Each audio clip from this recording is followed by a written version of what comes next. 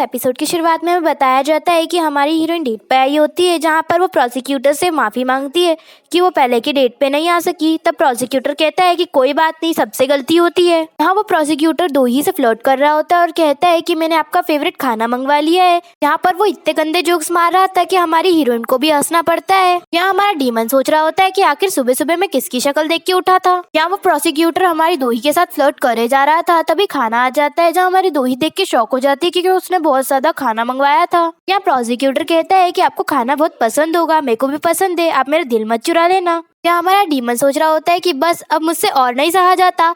तब वो दोही का हाथ पकड़ लेता है और केकड़े को उसकी नाक पे कटवा देता है, जहाँ वो बहुत ज्यादा चिल्ला रहा होता है। हमारी दोही उसे चिल्लाती कि तुम ये क्या कर रहे हो। तब हमारा डीमन कहता है कि वो ये डिजर्व करता है। तभी प्रोसिक्यूटर अपने आप को उस केकड़े से छुड़ाता है और कहता है कि हम ये डेट बाद में कैरी करेंगे, जहाँ पर हमारी दोही भी यहाँ कर देती है। हमारी दोही उससे कहती है कि मेरे को कुछ इंपॉर्टेंट बात करनी है, जहाँ पर वो कहती है कि आज दोपहर को हमारी शादी है। जहाँ पर गोयन तो ये देखकर पूरा शौक हो जाता है और प्रोसिक्यूटर भी। यहाँ वो कहता है कि आज दोपहर को मुझे यकीन नहीं हो रहा कि हमारी शादी होने जा रही है।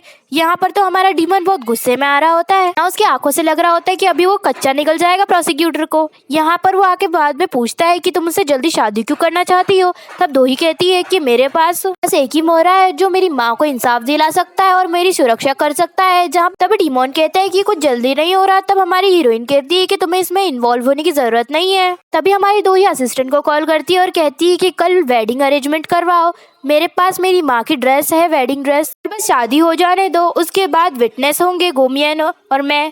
जहाँ पर गोमियन कहता है कि मैंने तो ऐसा कुछ नहीं कहा, मैं कोई विटनेस नहीं बनूंगा।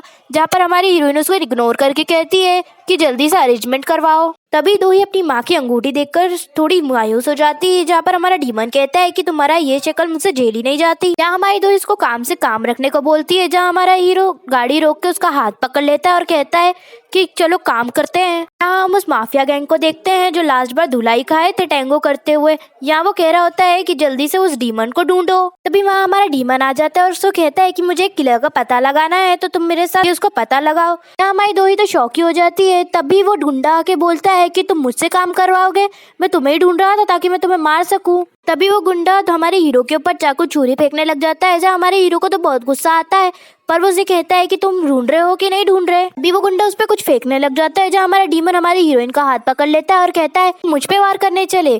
टेबल पे जो भी पड़ा था उन सबको उठा के उसके ऊपर इशारा कर देता है। तब वो कहता है कि तुम 2 मिनट में मर जाओगे अगर मैं चाहूँ तो। अभी हमारी दोस्त से हाथ छुड़ाती है और कहती है कि तुम करना क्या चाहते हो, तुम इतने गुस्सा क्यों हो रहे हो। तब हमारा हीरो कहता है कि सबसे बड़ी चढ़ तो तुम ही हो, तुम ही मुझे गुस्सा दिलाती हो। तब हमारी हीरोइन कहती है कि मैं ही तुम्हें गुस्सा दिलाती हूँ, मैं ही सब कुछ करती हूँ, तुम तो कुछ करते ही नहीं ना, तो अगली बार हम दोनों कभी नहीं मिलेंगे, अब मैं तुम्हें फ्री करती हूँ। अभी जाते हुए हमारा डीमन कह रहा होता है कि उसकी यादें मेरे दिमाग में क्यों चल रही है। अभी दोही के पास उसकी असिस्टेंट आ जाती है, जहाँ वो उसको ड्रॉप करती है उसे घर तक। या हमारे डीमन को भी चैन नहीं आ रहा होता घर पे सेफ पहुंची कि नहीं पहुंची। या दोही अपने घर पे चली जाती है, जहाँ पर हम वही किलर को देखते हैं जो उसको देख रहा होता है और उसके पीछे जाता है। यहाँ हमारे डीमन को तो बस दोही की याद आ रही होती है कि वो घर पे सेफ पहुंची कि नहीं पहुंची।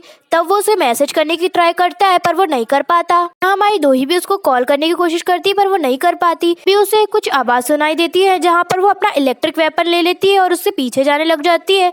जहाँ पर पीछे से किलर आ जाता है और उसको बेहोश कर देता है। जब उसकी आँख खुलती तब वो देखती है कि वो डोरी से लटकी हुई है और किलर भी ऊपर से डोरी काट देता है। जैसे ही वो डोरी कटने वाली होती है वैसे ही हमारा डीमन आके उसको बचा लेता है। यहाँ हमारी दोही तो रोने ही लग जाती है। क्योंकि एपिसोड और भी इंटरेस्टिंग होने वाले हैं, तो मेरे चैनल को सब्सक्राइब कर दीजिए और बेल आइकन को भी दबा दीजिए। Thank you for watching.